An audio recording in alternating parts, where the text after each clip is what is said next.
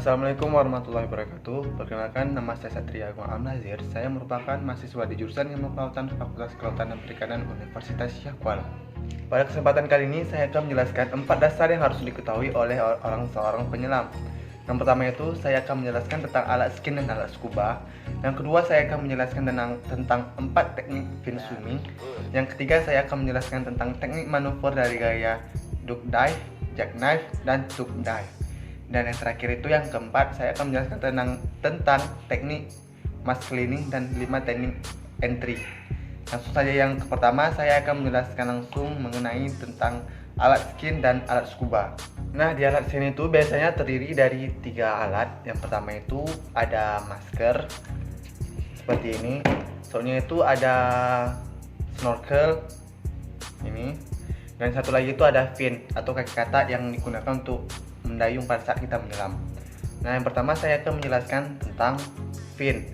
Nah, di fin itu sendiri ada terbagi menjadi secara garis besar terbagi menjadi 2 macam, yaitu ada yang full foot dan ada yang open heels. Apa bedanya dari kedua fin swimming ini? Nah, bedanya dari kedua fin swimming ini, yang pertama itu ada full foot. Nah, full foot itu ketika kita pakai, itu kaki kita seperti kita memakai sepatu, dari tumit kita ketutup semua. Nah, sedangkan yang open heel ini, itu ketika kita pakai, tumit kita tidak tertutup. Jadi kita harus menggunakan bantuan alat satu lagi, yaitu butis. Butis itu seperti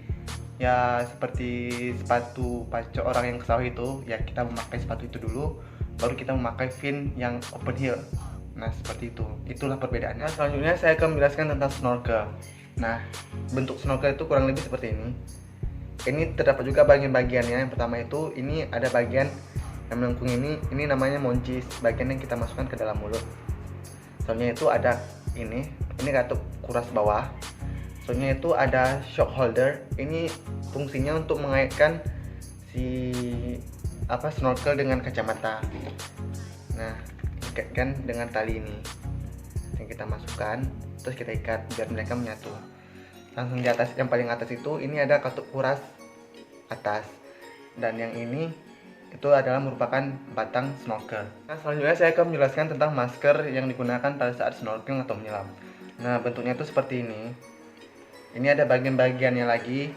Yang ini, bagian depan ini disebut dengan lensa. Nah, sedangkan yang ini disebut dengan frame. Nah, bagian belakang ini yang kena dengan ini disebut dengan skirt. Nah, yang satu lagi yang tali ini disebut dengan strap atau pengikat di kepala kita. Nah, yang satu lagi itu ini yang mancung ini nose pocket. Ini gunanya untuk meletakkan hidung kita pada saat kita memakainya. Nah, sudah selesai tentang pengenalan alat skin. Selanjutnya kita akan masuk ke pengenalan alat scuba. Nah, di alat skin dan alat scuba itu terdapat penambahan alat karena berbeda. Alat skin itu kita gunakan pada saat kita menyelam di permukaan kolam atau di permukaan laut. Jadi alatnya itu hanya tergolong 3 saja yang tadi saya jelaskan. Soalnya itu pada saat kita alat scuba ini, karena kita memerlukan penambahan alat karena kita menyelam di bawah kedalaman laut.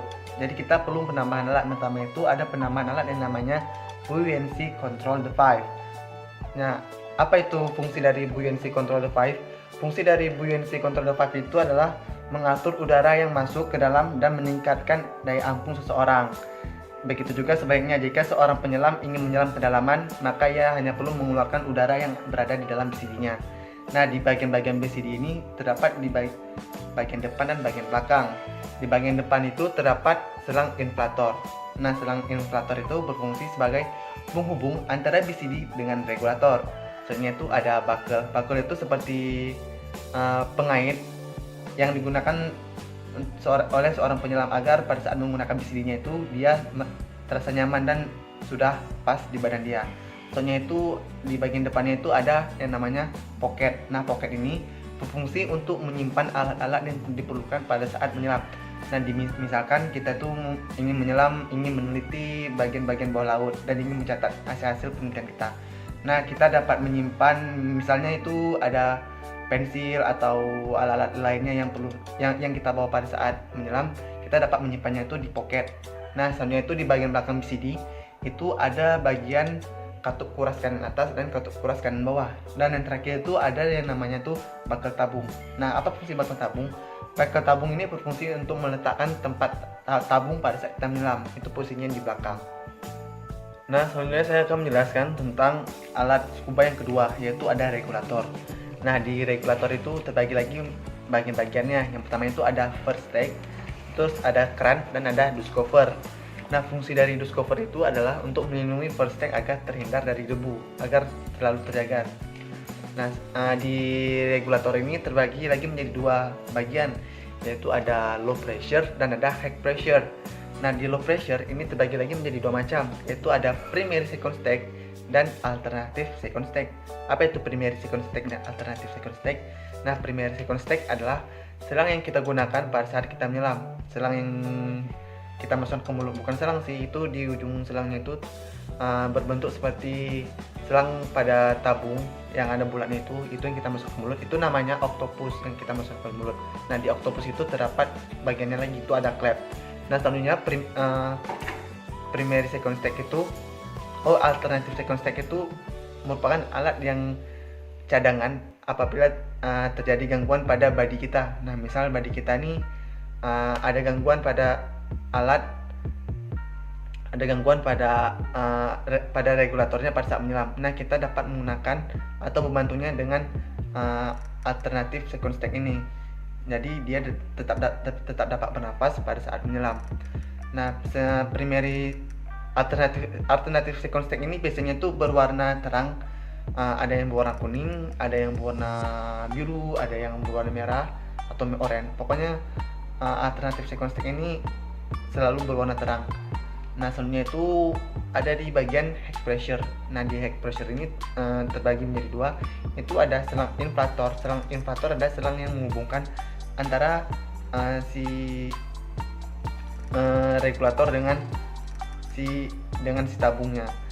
Selanjutnya itu ada selang combo. Nah, di selang combo ini terbagi lagi menjadi dua, yaitu ada pressure gauge dan deep gauge. Apa itu fungsi dari pressure gauge dan deep gauge?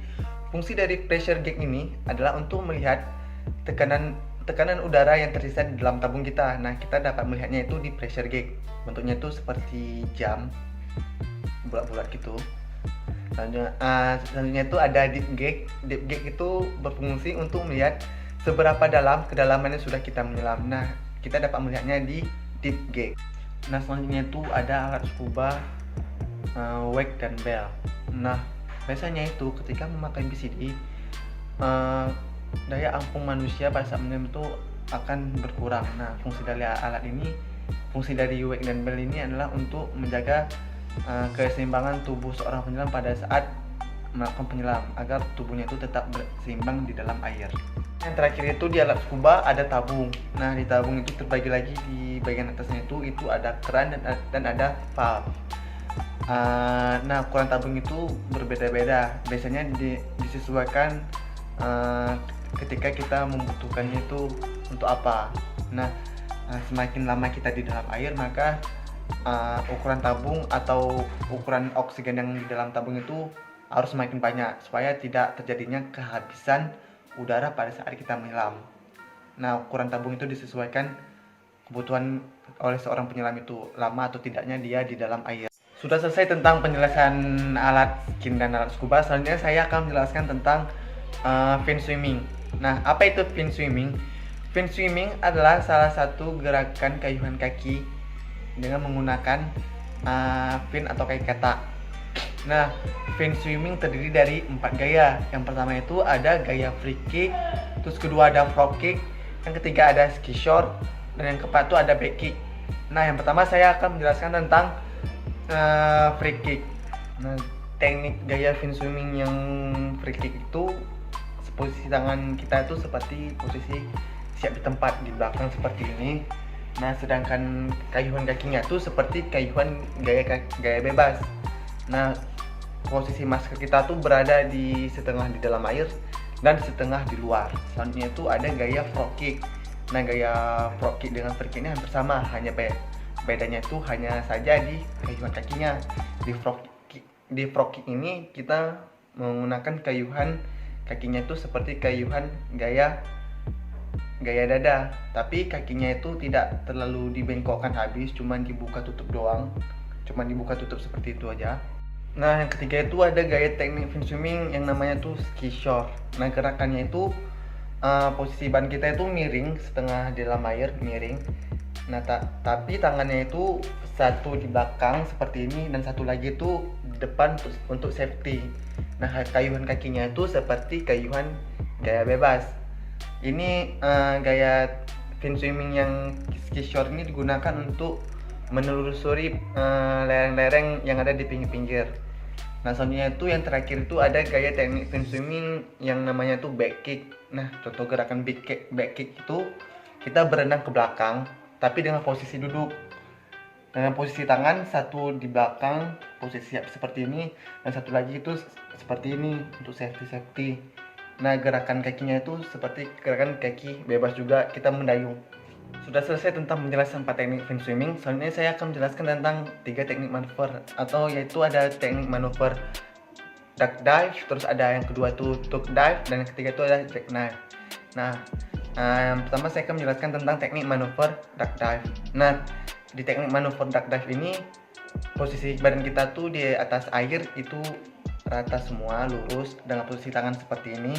Selanjutnya itu kita akan mengayuhkan kaki beberapa kayuhan ke depan.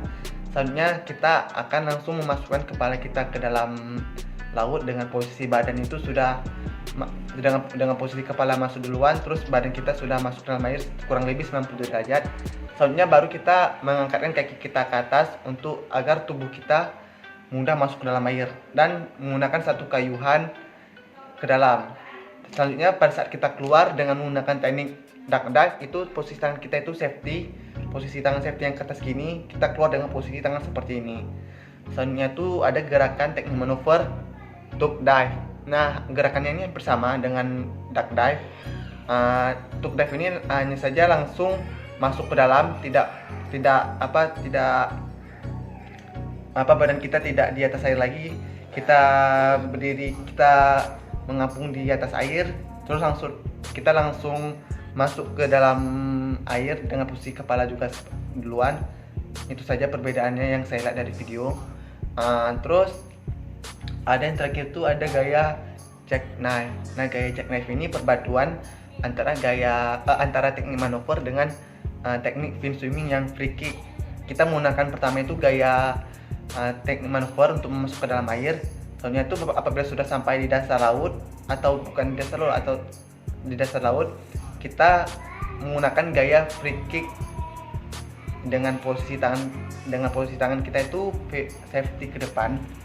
Dengan kayuhan kaki kita menggunakan kayuhan kaki gaya bebas. Ini digunakan untuk melihat substrat yang ada di dasar. Selanjutnya saya akan menjelaskan tentang mask cleaning. Nah, apa itu mask cleaning? Mask cleaning adalah cara bagaimana kita membersihkan masker kita menyelam apabila masker kita itu berembun. Nah, caranya itu cukup mudah.